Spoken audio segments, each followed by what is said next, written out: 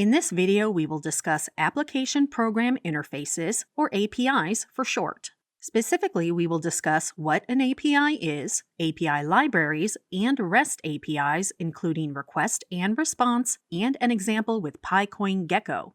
An API lets two pieces of software talk to each other. For example, you have your program, you have some data, and you have other software components. You use the API to communicate with other software via inputs and outputs. Just like a function, you don't have to know how the API works, just its inputs and outputs.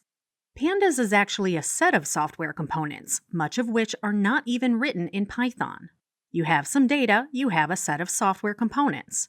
We use the Pandas API to process the data by communicating with the other software components. Let us clean up the diagram. When you create a dictionary, then create a Pandas object with the data frame constructor, in API lingo, this is an instance. The data in the dictionary is passed along to the Pandas API. You then use the data frame to communicate with the API. When you call the method head, the data frame communicates with the API displaying the first few rows of the data frame. When you call the method mean, the API will calculate the mean and return the values.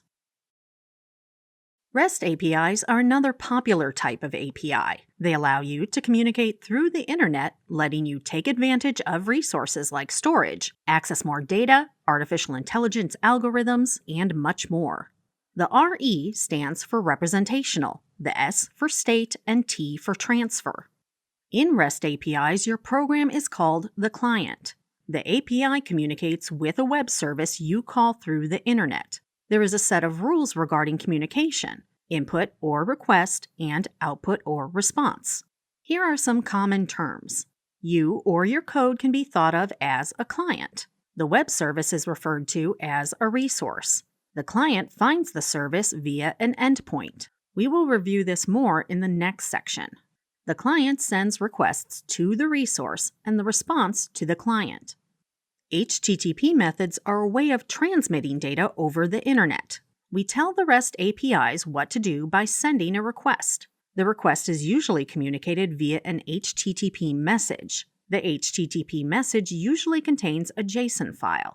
This contains instructions for what operation we would like the service to perform. This operation is transmitted to the web service via the internet, and the service performs the operation.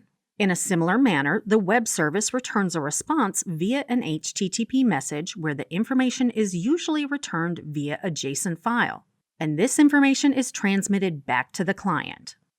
Cryptocurrency data is excellent to use in an API because it is constantly updated and is vital to cryptocurrency trading. We will use the PyCoin Gecko Python client, or wrapper, for the CoinGecko API, updated every minute by CoinGecko. We use the wrapper, or client, because it is easy to use so you can focus on the task of collecting data. We will also introduce Pandas time series functions for dealing with time series data. Using PyCoin Gecko to collect data is simple. All we need is to install and import the library, then create a client object, and finally use a function to request our data. In this function, we are getting data on Bitcoin in US dollars for the past 30 days. In this case, our response is a JSON file expressed as a Python dictionary of nested lists, including price, market cap, and total volumes, which contain the Unix timestamp and the price at the time. We are only interested in price, so that is what we will select using the key price. To make things simple, we can convert our nested list to a data frame. With the column's timestamp and price, it is difficult to understand the column timestamp. We will convert it to a more readable format using the pandas function to_datetime. Using this to_datetime function, we create readable time data. The input is the timestamp column. Unit of time is set to milliseconds. We append the output to the new column date. Now we want to create a candlestick plot.